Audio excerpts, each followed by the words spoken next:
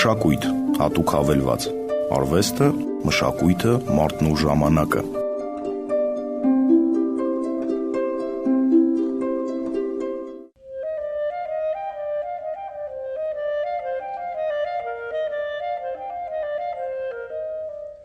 Լրատվական ռադիոյի եթերում մշակույթ հատուկ հավելվածի հերթական թողարկումն է։ Խոսափողի մոտ է Անահիտ Ղազարյանը։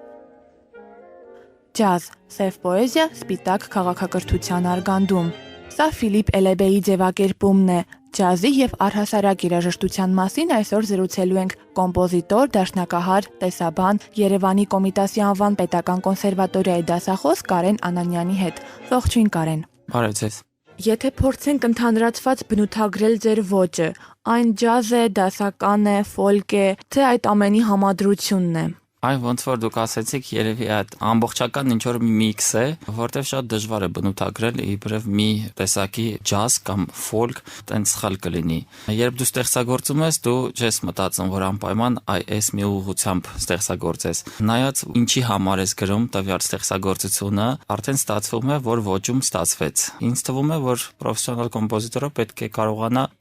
եթե բոլոր չէ, այլ շատ ոճերում ամենայն դեպս կարողանա ստեղծագործի, համ ֆոլկի մեջ, համ ջազի, համ դասական ոճի։ Միտումով եք միախառնում, թե ուղղակի այդպես ստացվում է։ Չէ, ասում եմ, մոտարապես երևի թե ինչ որ մի տարիք կա, երիտասարդ ժամանակ դու գրում ես այն ինչ որ ուզում ես, այն ինչ որ պատկերացնում ես եւ ստացվում է ինչ որ մի բան, հետո կամաց արդեն կարողանում ես բնութագրել ինչ ստացվեց, ինչ ոճում ստացվեց։ Դրանից հետո արդեն հասուն տարիք չասեմ, բայց ինչ որ մի տարիքից հետո դու արդեն գրում ես այն ստեղծագործությունները, ինչ որ միջափով քեզ արդեն ճանաչում են, ինչ որ ստեղծագործությունները արդեն քեզնից սպասում են կոնկրետ։ Ինչու՞ չէ, պատվիրում են կամ դու գիտես մի խոսքով արդեն ինչ ես գրում, որ օրվա համար, ինչ միջոցառման համար է գրվում, եւ դու գիտես, որ ոճում ես արդեն ստեղծագործում։ Բայց ձեզ ավելի հարազատ է որը։ Ես սիրում եմ շատ տարբեր ոճեր, սկսված երգից մինչև սիմֆոնիկ երաժշտություն։ Ստեղծագործում եմ բոլոր ոճերում եւ ինձ դա դուր է գալի։ Ժամանակ առ ժամանակ դա, գիտեք, թարմացնում է, երբ մի ոճից հանկարծ միանգամից դու ցածկում ես ուրիշ ոճի մեջ ես աշխատում եւ դա նույնիսկ լինում է շատ անգամ միաժամանակ։ Պետք է լինում համ ինչ որ միտեղ երգ գրվի, մյուս տեղն էլ պատվերել է լինում, կամ եթե չէ ուղղակի որոշ պայմանավորվածություն, որ դու գիտես հաստատ, որ այս ստեղծագործությունը գրում ես, որովհետև այս օրը այս համերգին արդեն պետք է կատարվի, կամ կոնկրետ անձի հետ կապված պայմանավորվածություն է, կամ կազմակերպության հետ։ Ես երաժշտագետ չեմ եւ պրոֆեսիոնալ կարծիք չեմ կարող հայտնել, բայց լսելով ձեր ջազային ստեղծագործությունները ինձ մոտ տպավորություն է ստեղծվել, որ դուք աշխատում եք դասական ջազային հարմոնիաներում, իսկ մոդեռնիստական միտումները որքան եք կարևորում։ Ընդհանրապես մոդեռն երաժշտություն գրելը դա ոնց ասեմ, վտանգավոր է, թե ոնց ասեմ, ինձ հետարքիր է գրել բոլոր ոճերին էլ անդրադառնալ, էլի եմ ասում, բայց պարզապես դու մի ուրիշ ռակուրսից երբ նայում ես, որ պետք է լինել ինչ որ մի ժամանակ ավելի պրակտիկ կոմպոզիտոր, ոնց ասեմ, սենց ասեմ երևի։ Այսինքն գրել նենց ստեղծագործություններ, որ դեռ սկզբում հասկանալի լինի աուդիտորիային, եւ քիչ ժամանակ է մնում այն երաժշտությանը, որը կոչվում է մոդեռն, որը իհարկե շատ հետարքիր է եւ անverջ կարելի է նորություններ գտնել, թե տեմբրային, թե օրկեստրային, բայց ավելի քիչ է սա անդրադառնում, ես համենայն դեպս, որովհետեւ աուդիտորիայի համար դժվար ընկալվող երաժշտություն է, երբ քանի որ ես ասեցի, որ գրում եմ կոնկրետ ժամանակային քանեհիմներում, որ ես գրում եմ այն, ինչ գիտեմ, որտեղ պետք է կատարվի, եւ այդ մոդեռնը, որը ազատ դու կարող ես քո համար գրել եւ չգիտես երբ կկատարվի ում կողմից, մի քիչ դրա պատճառով տուժում է տոկոսային իմաստով, քիչ եմ ավելի գրում, շատ նորաձև հնչողություններ, բայց սիրում եմ, ասում եմ, ամենահասկանալի երգից սկսված մինչև շատ բարդ հարմոնիաներ, ամեն տեսակի երաժշտության մեջ ամեն տեսակի ժանր ինձ հետաքրքրում է։ Որն է գլխավորում, հա, թե չկա այդպես։ Չէ, չկա, իրոք այդպես չկա, որտեվ երբ հարց են տալի շատ անգամ ինչ երաժշտություն ես սիրում, այնց ծիծաղալու պատասխանը երբ ասում են օրինակ կոնկրետ դասական եւ վերջ կամ ջազ կամ ֆոլկ, տենց բան չկա, ով գնահատում եւ հասկանում է երաժշտությունը, ինքը բոլոր ժանրերի մեջ, բոլոր կարող է շատ է ասված, բայց համարյա թե բոլոր ժանրերի մեջ գտնում է իր լավագույն տեսակը եւ չի կարող չսիրել օրինակ վատ ջազային ստեղծագործությունը այն մարդը, որը որ դասական է լսում։ Ուղղակի ջոկել է պետք։ Բոլոր ժանրերի մեջ կա շատ անորակ, ասենց ասեմ, տարբերակներ եւ իհարկե կարելի է մարգարիտներ գտնել Հաշվի առնելով, որ ձեր երաժշտությունը ազդված է եւ դասականից, եւ ֆոլկից, եւ ջազից, հետաքրքիր կլիներ իմանալ, թե այդ ոճերից յուրաքանչյուրում որ կոմպոզիտորներն են ձեզ համար ուսուցիչներ եղել։ Էլի շատ դժվար պատասխան է։ Դե իհարկե երևի կկրկնվեմ, որ սկսվում է ոնց որ թե Կոմիտասից այդ ամեն ինչը, քանի որ մենք հայկական երաժշտության մասին ենք երևի թե խոսում։ Կոմիտաս, որը հիմք է դրել, եւ իհարկե նույն ազգանունները պետք է ասեմ, բայց դե դա ճիշտ է, Խաչատուրյան, Բաբաջանյան եւ այն 5 գյակը, որ ցավոք սրտի վերջերս Մահացավ Ալեքսանդր Հարությունյանը, Միրզոյան եւ Լազար Սարյան իհարկե, ում մոտ ես սովորել եմ։ Այդ կոմպոզիտորներն են, մենք հերո չենք կարող գնալ, իրենք են դրել հիմքը հայ կոմպոզիտորական արվեստի եւ մենք հիմիկվա ուրեմն սերունդը կոմպոզիտորները միայն սնվում են այդ երաժշտությունով եւ նորն ենք փորձում շարունակել։ Իսկ համաշխարհային երաժշտության մեջ կան անուններ, ովքեր ինչ որ դերակատարում են ունեցել։ Ինձ ավելի հոգեհարազատ են երևի թե 20-րդ դարի առաջին կեսի կոմպոզիտորները, ինչպես են Ռավել, Պրոկոֆիև, Ռախմանինով, Հինդեմիտ, Ստրավինսկի, շատ դժվար է իսկականից թվել, որովհետև դու հասկանում ես ամեն մեկի անունը, որ ուղղակի սենց տալիս ու անցնում ես մի ամբողջ գաղափար է, Շոստակովիչ, բայց եթե տենց ընդհանրացնենք, երևի 20-րդ դարի առաջին կեսի կոմպոզիտորների մասին է մոտարապես խոսքը գնում, ով ավելի ինձ հոգեհարազատ է երևի թե։ Այ խոսեցինք ունկնդրի մասին, աուդիտորիայի մասին, գրել երաժշտություն, որը կհասկանան։ Որն է ձեր պատկերացրած իդեալական ունկնդիրը։ Գիտեք, ես կդժվարանամ ասել ով է իդեալական ունկնդիրը, բայց ձեր պատկերացրած, այսինքն ձեզ համար դուք ում եք համարում, ում համար եք դուք գրում։ Չէ՞ որ արվեստը ինքնաբավ չէ։ Հա, բայց սխալ կհամարեի իմ արչև դնե այդպեսի խնդիր, ում համար եմ գրում։ Ոչ, ավելի շուտ դա անուղղակիորեն թերևս ձեր ներսում որ դուք գրում եք ինչ որ մեկին ուղղված է, չէ՞։ Փորձեմ սենց պատասխանել ոչ թե ինչ ունկնդրի համար եմ գրում, այլ ինչ երաժշտություն եմ փորձում գրել, որը դուր գա աուդիտորիային։ Դուր գա մի քիչ ավելի տենց հասարակ է ասված, գիտեք ինչ, իմ մոտ կան որոշակի պրինցիպներ, նախ երաժշտությունը պետք է լինի շատ հասարակ բան ասում, պարզապես գեղեցիկ, այսինքն գեղեցիկ հասկանալի, ոչ թե պրիմիտիվ, այլ դու պետք է գրես երաժշտություն։ Շատ էքսպերիմենտներ են եղել եւ անց 20-րդ դարի վերջը ցույց տվեց, որ այդ ամեն ինչը կարելի էր մի անգամ անել, փորձել, բայց մնայուն չէ։ Գործիքները արդեն օգտագործվում էին ոնց որ պետք չի, ինչ ասես հնարվեց լար պոկելով եւ ես արդեն տենց ոնց որ հումորի եմ վերածում, բայց հասկացաք ինչի մասին եմ ես ասում։ Երաժշտությունը պետք է լինի գեղեցիկ նախ, հետո պետք է կոմպոզիտորը անպայման ունենա ֆորմայի զգացողություն, դա շատ կարեւոր բան է։ Եվ իհարկե գործիքավորման օրկեստրով կարողանա ճիշտ անի, ճիշտ բալանսի բերի գործիքների, ամեն մի գործիքը պետք է ինքը լավ տեղյակ լինի բոլոր գործիքներից, որ գործիքը ինչ հնարավորություն ունի։ Այդպես այդ երեքը որ միասին լինում է,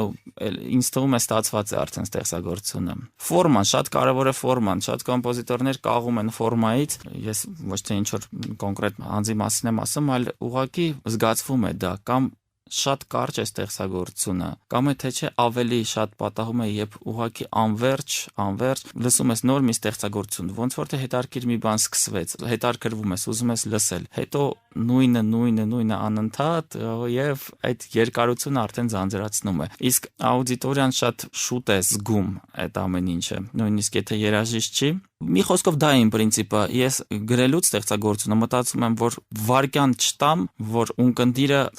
ձանձրանա, հորանջի, ուրիշ բանի մասին սկսի մտածել, պետք է պահել միջև վերջ։ Եվ այդ ժամանակ նույնիսկ երկար ստեղծագործությունը ճիշտ գրված, կարող է կլանված ունկնդիրը լսի միջև վերջ։ Բարդ շատ, կարելի է երկար խոսալ այդ ամենի մասին։ Որտեղ են հնչել ձեր ստեղծագործությունները ինչ երաժիշտների կատարմամբ, որովհետև նախորդ հաղորդումներում ունեցել եմ հյուրեր, կոմպոզիտորներ, ովքեր դժգոհում են, որ չեն կատարում իրենց ստեղծագործությունները։ Մի մասը երաժիշտների թերհավատորեն է վերաբերում,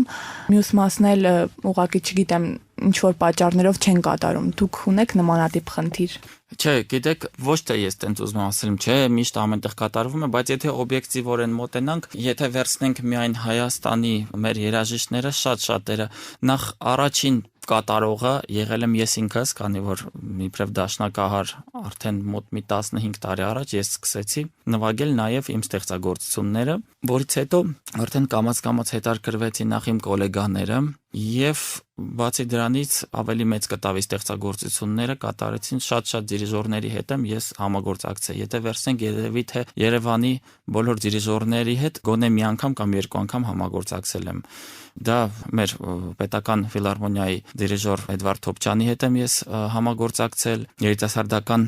օրկեստրի գլխավոր դիրիժոր Սերգեյ Սմբատյանի հետ շատ անգամ ենք աշխատել, Զավեն Վարդանյանի հետ, Կարեն Դուրգարյանի հետ, Մերուժան Սիմոնյանի, Արամ Ղարաբեկյանի շատերի հետ, ուղղակի sense կարողանում եմ արագ հիշել եւ ասել։ Եվ բացի դիրիժորներից դա խոսքը գնում էր սիմֆոնիկ եւ կամերային երաժշտության մասին։ Եվ շատ կատարողներ պարզապես կարող են պատվիրել ինչ որ մի երաժշտություն կամ այն ինչ որ ես արդեն գրել եմ, ուղղակի հարցնել ունես մոտարապես այս ֆորմատի ստեղծագործություն, կվարտետ, տրիո եւ այլն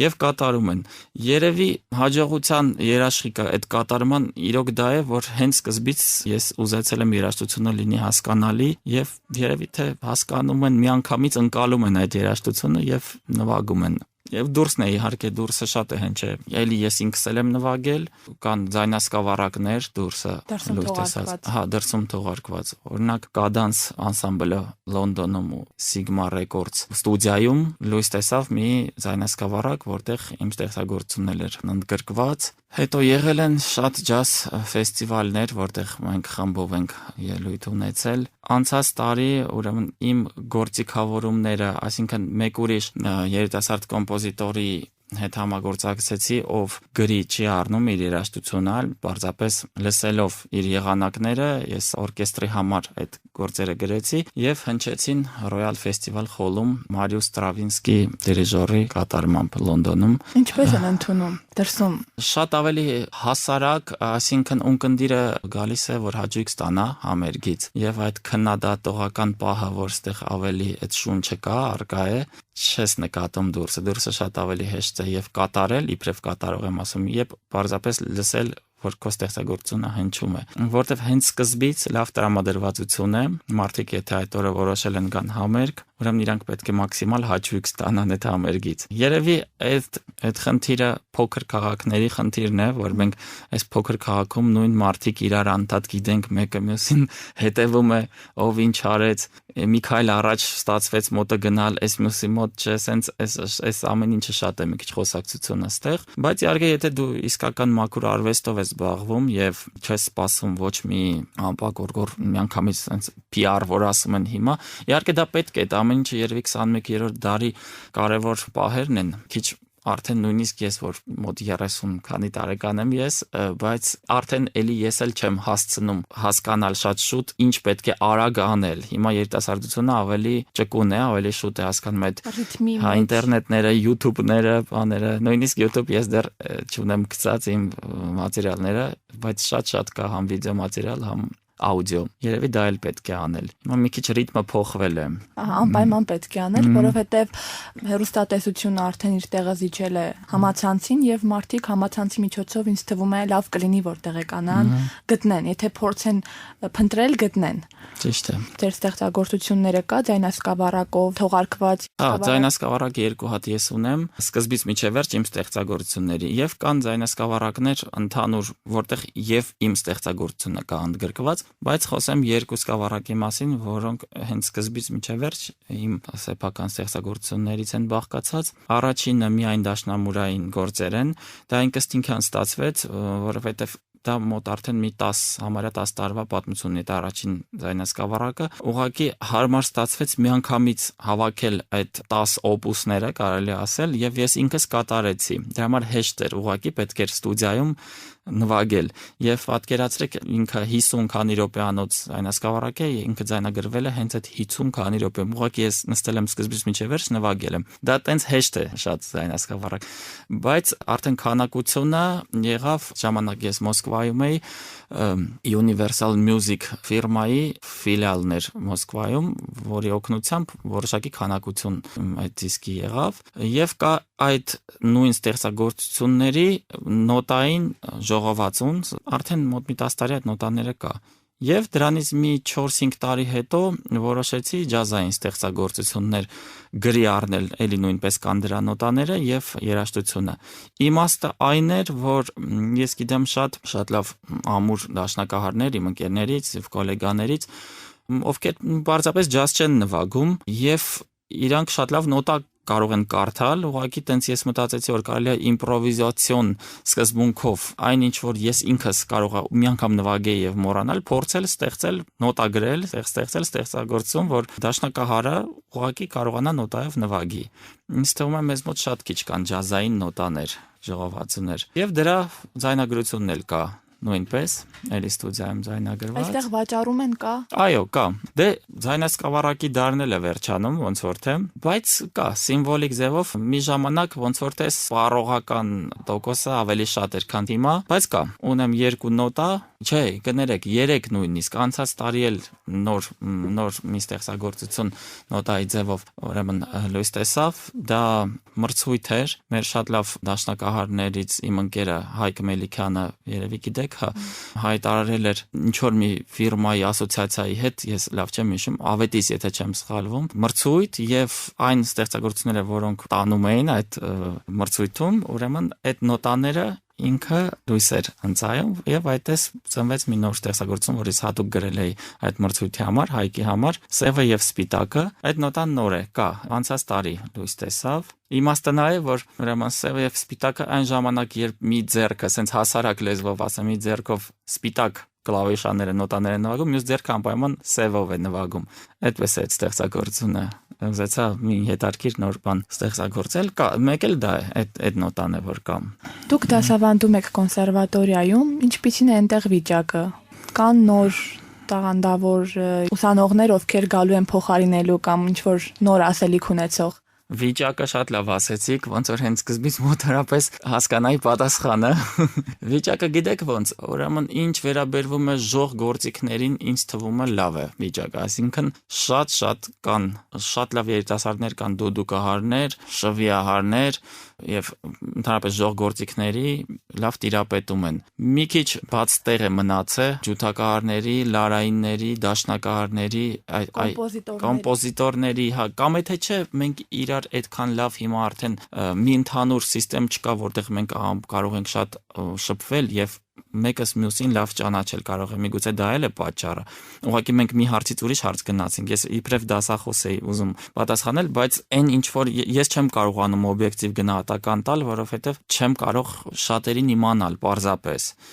Իսկ ինչ վերաբերվում է դասավանդությանը, երևի թե ուսանողները մի քիչ անհավես են դառը, որովհետև պատճառը երևի նա է, որ իրենք չգիտեն ավարտելուց հետո ինչ անեն, որտեղ շարունակեն իրենց մասնագիտությունը։ Դա ցավոտ հարց է իհարկե։ Կան իհարկե ուսանողներ, ովքեր հաճախում են եւ հաճույքով պարապում են, բայց մի քիչ կոտրվել է այդ ստիմուլը։ Նույնիսկ ես որ սովորում էի 90-ականներին, արդեն երևի այն կոնսերվատորիան չէր, ինչ որ պետք է լիներ իմ ծնողների ժամանակ, բայց դեռ կար այդ եռանդը եւ ուսանողները թեև դժվար տարիներ էր, մոտ տարիներ էր, բայց ձգտումը նամանավանդ ավելի շատ էր, որ այս ամեն ինչը հաղթահարվի։ Հիմա, չգիտեմ, մի քիչ ավելի հասարակացել է, որակը չասեմ ընկել է, բայց ով մի փոքր տեսնում է, որ ինքը իրոք արժանի կատարող պետք է դառնալ կամ կոմպոզիտոր, միանգամից դրսում են մանկալի իրենց շարունակությունը աշխատանքային։ Այսօր եղած կոմպոզիտորական դաշտում կան ինչ-որ բաներ, որոնք ձեզ խանգարում են, ինչը կփոխեիք դուք։ Ավելի շուտ ոչ թե փոխեի, այլ ուզեի ստեղծվեր մի համակարգ, որը մի քիչ կհեշտացներ երիտասարդ կոմպոզիտորի գրված ստեղծագործությունների կատարման խնդիրը։ Խոսքը չի գնում, որ ինչ որ գրվեր անպայման միշտ կատարվեր, իհարկե պետք է լինի խորհուրդ, այսպես ասած, եւ ջոկվի, Շաձող լինի։ Հա, անպայման, թե չէ տենց ամեն ինչ չի կարելի։ Բայց դա էլ ես այդ տարբերակն էլ դեռ հələ ոնց որ ստեղծված չի։ Կա էլի այդ գաղափարը, որ համագործակցում ես դիրիժորների հետ կամ կոմպոզիտորների միությունում ամեն գարնան եւ աշնան համերգաշարին ինչ որ մի բան կատարվում է, բայց դա մի քիչ շատ քիչ է այդ մասշտաբների համար գրված երաժշտության այսօրվա, որ ամբողջական պատկեր ստանանք մենք ինչ ուրիշ բառ չեմ գտնում, ինչ մատերիալ ունենք այսօր, ինչ նյութ ունենք, այսինքն խոսքը գնում է երիտասարդ կոմպոզիտորների մասին, ինչ են գրում իրենք, տեղյակ չենք, շատ քիչ ենք տեղյակ։ Իսկ դրսում ինչպիսին է վիճակը։ Կա այնտեղ այդպիսի համակարգ, որ այստեղ պակասում է, թե դրսում էլ նույն խնդիրը կա։ Գիտեք, ես դրսում կարճ ժամանակով եմ լինում, ասենք համերգներով գնում գալիս եմ, չեմ կարող էլի տենց շատ ճիշտ գնահատական տալ, բայց ինձ թվում է, որ համաշխարհային խնդիր է, կոմպոզիտորական արվեստի խնդիրը, լուրջ կոմպոզիտորական արվեստի խոսքը գնում է։ Ամբողջ աշխարհում ձգտում են հեշտին, պրիմիտիվին, հասարակին, ոչ երաժշտություն, ոչ բառ էլ պետք չի, մի նոտայի վրա կարող է մի հատ երգ ստեղծվել։ Երկ անդադ մենակ երկ են էլ երգն էլ այն իր նշանակությունը չունի, ինչ որ կար անցած դարի երգը, դա ուրիշ գաղափար էր։ Հիմա ուղղակի մեկ երկու եւ այնտեղ ոչ մաքուր ձայն է պետք, ամեն ինչ ուղղվում է, ոչ ստեղծել է պետք երաժշտությունը, համակարգիչը ամեն ինչ անում է։ Դա է, ինձ թվում է համաշխարհային խնդիր է, որակով երաժշտությունը պահել, պահպանել եւ այդ համակարգը մի կերպ մտածվի, չգիտեմ ոնց արվի, որ մենք հասկանանք ինչ կոմպոզիտոր ունենք, ինչ է գրում։ Ինչպես գիրքը, լավ գիրքը գտնում է իր ճամփան, այնպես էլ լավ երաժշտությունը գտնում է իր ունկնդրին։ Շնորհակալ եմ հրավերն ընդունելու եւ զրույցի համար։ Ձեզ էլ շնորհակալություն։ Խոսափողի մոտ էր Անահիտ Ղազարյանը։ Հիշեցնեմ, որ իմ զրուցակիցն էր կոմպոզիտոր, դաշնակահար, Երևանի Կոմիտասի անվան կոնսերվատորիայի դասախոս Կարեն Անանյանը։ Այսօրվա համար այսքանը, կհանդիպենք մեկ շաբաթից։ Առայժմ